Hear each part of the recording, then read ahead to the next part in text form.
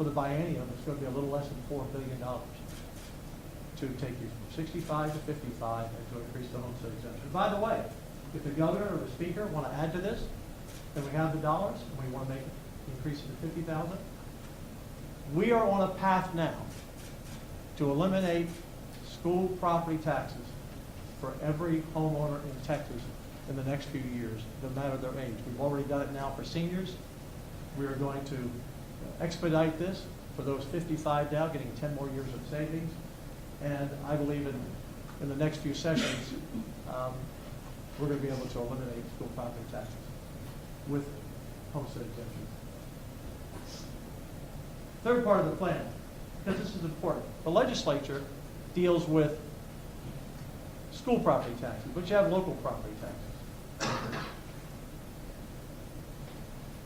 We need to pass legislation, and we've begun working on this with the 3.5% cap on spending for local cities and counties.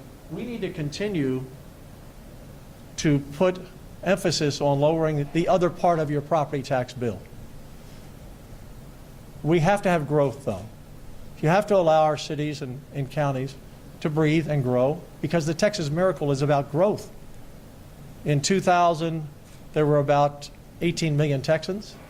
Today, close to 30 million Texans. And in another 15 years, there may be 45 million Texans. Well, we have to build schools. We have to give police officers a raise. We have to build infrastructure. But the message to our local governments is, you need to be responsible with how you spend your money and be very careful about it. Because we want to keep the property taxes on the city and county side as low as we can make it. And this will be something that we'll work through with the legislature. The House, the Senate, rural, urban, suburban, Republicans, Democrats, will come up with improving that and be looking to work with everybody on that issue. So I want to talk about the homestead and the compression for a minute. For every $1 billion that we invest in homestead exemptions that go in our budget, we have to pay for it, you get about $130 savings. For every $1 billion of compression, which is reducing the tax rate, you get about $30. So if we spend $10 billion on homestead exemption, that's a $1,300 savings on average. We're talking rough numbers. We're not too rough, pretty close, but on average. But $10 billion in compression is only $100. So what would you rather have, $1,300 or $300? And remember, homestead, the people vote on it overwhelmingly. It's in the Constitution, can never be taken away from you.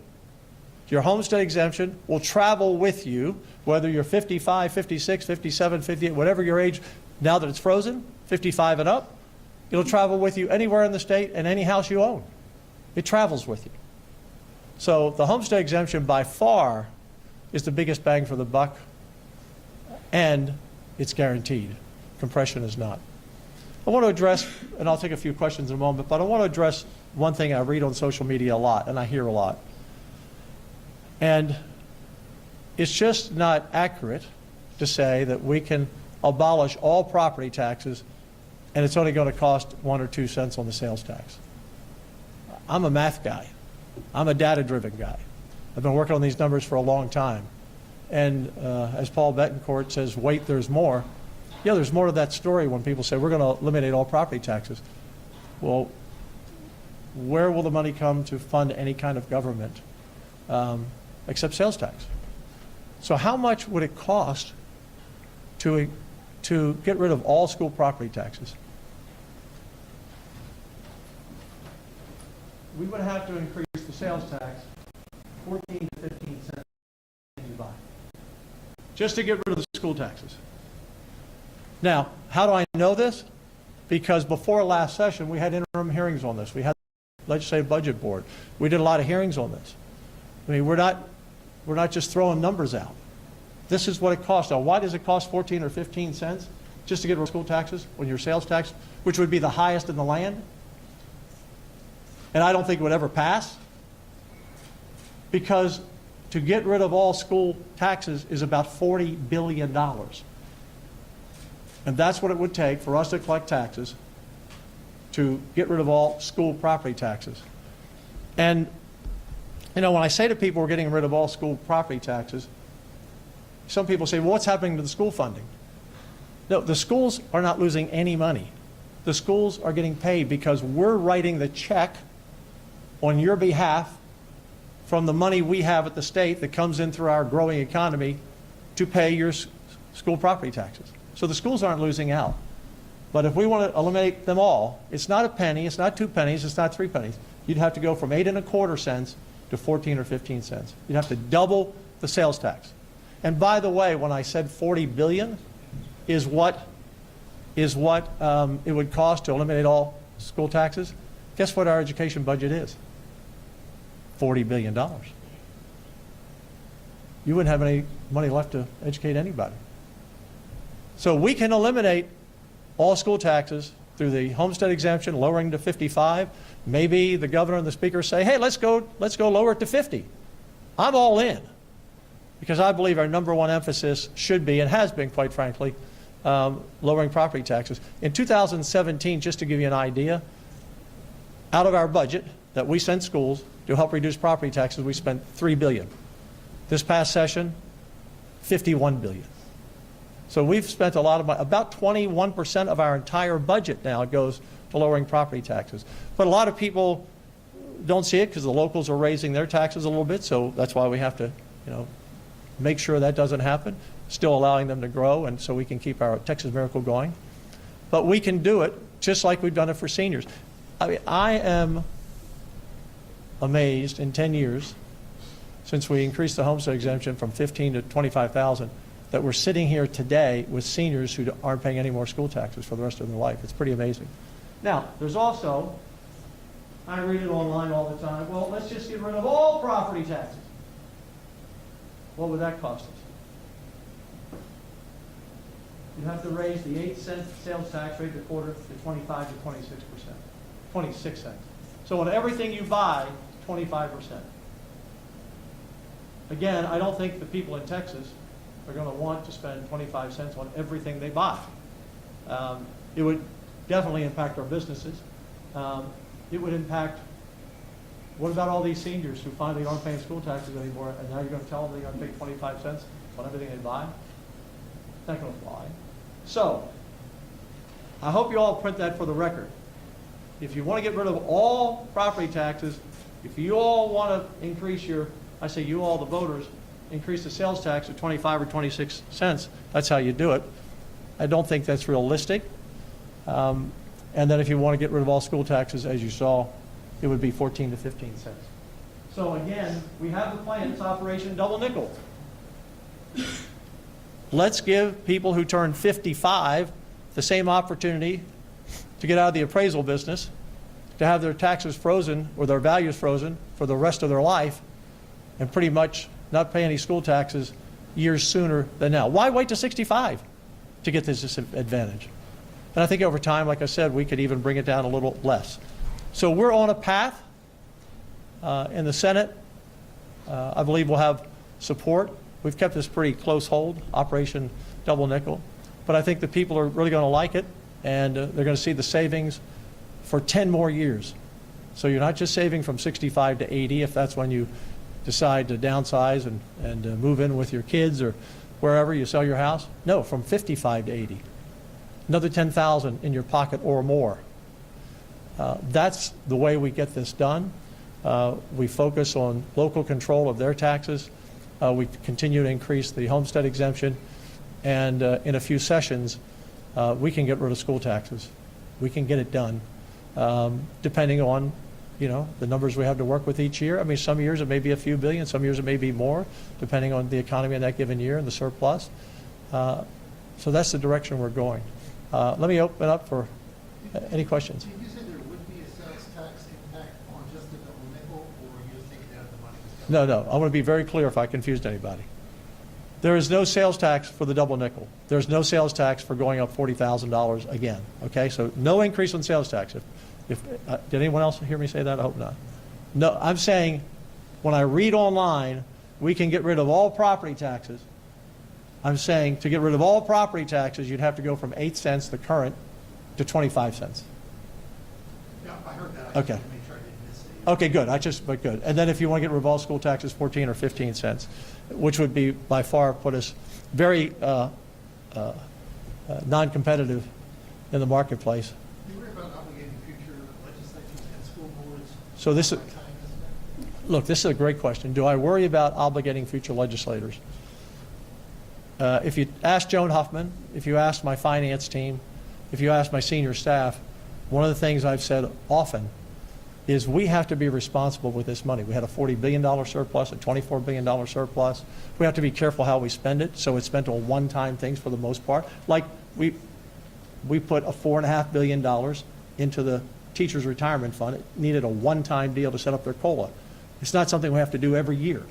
Because when you have a surplus, it's like if you get a bonus in your check. I hope some of you get a bonus from every now and then because you're doing a good job. Don't go out and do something you have to have that same bonus every month because the bonus is once. So we've had the $40 billion because of our strong economy and our conservative principles of budgeting. Then we had the $24 billion, which was really some of the money left over.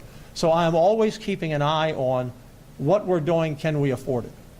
Because I do not want to be irresponsible and strap a future legislature and a future lieutenant governor to say, what were they doing in 2021 and 23 and 25? So I'm always very keen on that because I take that as a responsibility that when we pass the baton off to the next crew, that we do it right. And I said that in 2017, we had $3 billion in our budget for property tax, and now it's 50. I believe we can manage that. And that's why we did it. Yes, sir. Lieutenant Governor, I've spoken to Governor Abbott about this recently, Huh? and if so, what was his reaction? This is the first time anyone's ever seen it. Do you Top worry secret, about- Operation Double Nickel. Do you worry about that? Because, I mean, the governor and your friends with the Texas Public Policy Foundation are very forward about you got to do money on eliminating tax and throwing cold water on that. No, I'm not throwing any cold water. I'm just telling you what it cost. Because when I see DeSantis in Florida, his plan, he doesn't say what it cost. Yes, we can eliminate all property taxes. But then how do you pay for anything? How do you build anything? What happens to the Texas Miracle when we shut everything down? So we can. I'm just saying the way to do it is through homestead exemptions and lowering that threshold, which locks in their values forever. And think about this if you're a homeowner who's watching now. And you say, well, I'm not 55, but if you're 48 or 51, I can get my value frozen in 5 or 6 years instead of 16 years. That's a big deal. Especially, remember, the median home buyer, new home buyer is 38, and the median homeowner is 58. So now I'm not throwing cold water on anything. We would all like to do that. I just want to put a cost on it because the responsible thing to do is have an answer. Well, how do we do that? How do we pay for it? Look, the governor's plan, I know he's kind of working through it. We'll work through this as well. What I'm excited about, I'm not being critical, I'm just saying what I'm excited about is we have a governor and a speaker and a lieutenant governor whose number one mission, all three of us, is to cut property taxes. And the first, and we control, remember, the state controls the school property taxes. We can by paying for them. We don't pay for the locals. But if we want to, remember, it's 25 cents on everything you own. So that's all. And TPPF, we work very well together. Here's what I know. The proof is in the pudding. Every time we put homestead exemptions on the ballot, it passes overwhelmingly. Number two, it's in the Constitution guaranteed and can't be taken away. And number three, over the last 3 sessions, we've gone to eliminating school property taxes for the average senior. That's pretty powerful. Pretty powerful. And by the way, the median home price I told you was $332,000. But people who live in a home of $300,000 or less, it's 39% of all homeowners. There are people out there who live in $700,000, $800,000 homes, $1 million homes. That's 8.5% of all homeowners. So this really goes to the middle class, even the upper middle class, that we're going to eliminate your school property taxes faster by bringing it down to 55. Again, if they want to go to 50, that's fine with me. We can afford a little bit more. That's what we're going to do. So no cold water on anyone. Anyone who wants to cut property taxes, I'm all in. Just tell me how we pay for everything. What about low-income families? When I'm talking about low-income Yeah. families, I'm not talking about homeowners. I'm talking about renters. I mean, Yeah. there's going to be a lot of property tax relief, but we know that the rental properties, property tax Sure. get passed on to those. What about those? Sure. Well, because we do have some compression in the current plan we've been doing, those taxes get passed along to everyone, the people who own the apartments, businesses, and so their property taxes have gone down as well. It's up to them to be competitive in the market and charge a little bit lower for apartments. I've always noticed as soon as someone says 1 month free rent, someone else says 2 months free rent, and that depends on the economy. But here's what I want to do. All those people in apartments who want to, I want them to own a home. I want them to own a home. I don't want them to rent for the rest of their lives. And there are various barriers that have kept people out. I don't want the median age, I got all these numbers in my head, of 35 going to 40. I'd rather see it go down. I'd rather see younger people buying their first home. And one of the things that's been a daunting task is property taxes that every year used to go up 7, 8, 9% a year. And we've got our arms around that. We've wrestled that down. We've made good and measurable progress, but there's still more to do. And this is so cost effective. From 65 to 55 will cost our budget about $1.3 billion. That is very doable. That's very doable. And that's on a biennium, and to increase the homestead exemption to 40,000, it's about $2.7 billion. So that's why I said we can do this whole package for under $4 billion. We're growing. We can do that. And when we're growing and bringing money in, it needs to go back to those folks. Any other questions? I'll come here, and here. Yes. One thing that stuck out to me yeah. most on the governor's plan was the appraisal cap down to 3% Yeah. for all properties. Yeah. That was, of course, a source of a lot of consternation Yeah. in 23 Yeah. between chambers. What do you think of that? Well, I applaud the governor for trying to get property taxes down low. We can agree or disagree on some things. The appraisal cap eventually only raises taxes. In fact, New Jersey has a 4% appraisal cap, and they have the highest property taxes in the country. So, and it's really bad for being able to move to homes. Pretty much no one ever moves, and that impacts our economy when we're not selling and building houses. They don't move because they don't want to lose their cap and have it go up. So it's something that we didn't do last session and we haven't done. And by the way, full disclosure, when I came into the legislature in 2007, I was an appraisal cap guy, and I learned that it really doesn't work. It works in reverse. But going to the double nickel at 55, now 3.3 million out of 6 million don't have to worry about appraisals anymore because their home values are frozen for the rest of their life. So if you keep bringing that age down a little bit over time and you keep the homesteads coming up, that's how we get rid of the school tax. But look, I applaud the governor. We'll all sit down and have a good discussion and the speaker, and we'll do this.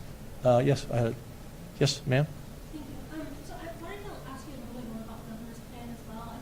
I mean, I'm not here about his plan. He can do his press conference on his plan. I haven't really looked at it in depth, but I know it's changed a little bit. Anyway, I'm just saying I'm not here to talk about his plan. He'll talk about his plan. We'll work together, and we're going to reduce property taxes for people. Yes. How do you want to drive down those local taxes, like you mentioned? Do you have a specific strategy for that? Do you think that special districts like MUDs should be included? Look, MUDs, multiple utility districts, for people to know what that is, because I didn't know what that was when I moved here. What's a MUD? What's my MUD tax back 40 years ago? We need to be sure that everyone can grow, because that's how you develop. That's why 1,600 people a day are moving here, and Fortune 500 companies. The governor's done a great job, and we all have, of making us the #1 job creator in the country. And so you have to allow growth. But that has to be managed. And one of the things that's really powerful, and I'm doing this one from memory for sure, I think it's Senate Bill 1025, but I may be corrected on that number. It already came into play. What Senate Bill 1025 said, you must put above the ballot language, this is a tax increase. And this last round for those tax increases and budgets, I believe that almost 60% failed in the past, would have passed. But now people say, oh, this is a tax increase? No, I don't need a $100 million football stadium. Or I don't need this, or I don't need that. So we wanted the more control. And we also passed a bill this session to eliminate the waivers, because, when we said local government can only spend or have their budgets increase, or revenues increase 3.5%, we allowed them a waiver. There was an amendment to the bill back then, I remember, in case there was a disaster, a hurricane hit a town, or a tornado. But too many of the cities and counties have taken advantage of it. So we've eliminated that waiver. You can get a waiver now, but it has to be signed by the governor. So no more of this game playing. Oh, we had a storm here, so this year we can really raise your taxes. So those two things are important to. Again, we have to grow here, right? We have to grow in Texas. So do our cities and counties, but they have to do it responsibly, and there are needs out there, but they cannot be continuing to raise their taxes. Right now, a lot of them have found ways to go around the different laws we have to raise them higher, and we want to put an end to that. Last question. Lieutenant Governor Yeah. Adam Schwager, Next Star Media. When you guys passed the homestead exemption for seniors this last session, Yes. the sole no vote, Nathan Johnson told us he felt it was overkill because it was double dipping. Who said it? Nathan Johnson, Senator Johnson. Okay. He said it was overkill because of the double dipping of the property tax appraisal. How about if you talk about the 30 who supported it instead of the one who voted no? Well, I just There's wanted to always get your one. perspective on Well, no, it. I don't have. Yeah. Well, just to be very candid with you, I don't have to address every question of one senator who voted against. Nathan Johnson voted against his seniors in his district getting a $200,000 homestead exemption and having their school taxes retired. I'll let him answer for that. Nathan Johnson's a good guy. I like Nathan. We work together on a lot of issues. But when there's 30 to 1, I'm not really worried about the one. I'd be worried if 30 were against it and only one wanted it. Okay? Hey, thank you all. Quick question on I got it. THC, what Congress did. Are you happy with that? Does it require? Yes, this is about property taxes, but I think it underscores the point. When you have 76 senators bipartisan say we need to ban THC in the country, when you had 39 attorney generals the week before send a letter to Congress saying this is out of control, I think it was the right path, the right thing to do. I was working with some of those groups because I was aware that bill was moving, and President Trump came out on the day of the vote and said he supported banning THC. We'll work through that. That bill doesn't become effective until later in 26, but we'll work through that. The governor and I will work through this. We'll figure this out, but we've been very clear where we are, and we'll figure it all out. Thank you very much. everyone. Appreciate it.